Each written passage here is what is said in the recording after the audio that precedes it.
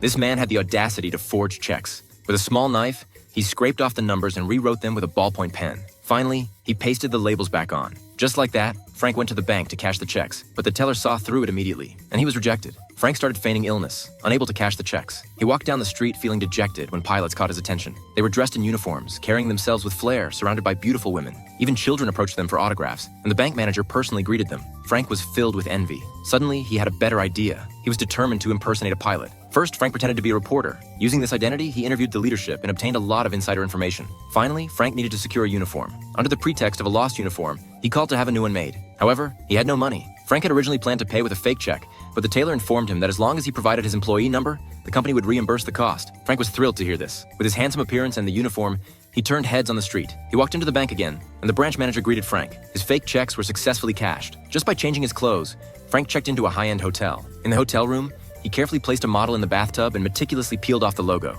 He then pasted it onto a fake check and pressed it with a book to complete the process. In this way, he made more and more checks. He began to board planes and directly enter the cockpit. Frank acquired a discarded printing machine from a bank. Soon, the police were onto him. Carl came to the hotel to arrest him, but when he entered the room, he discovered, "This movie is called Catch Me If You Can. Due to copyright issues, I can only share the story up to this point. If you're interested, feel free to check out the original film."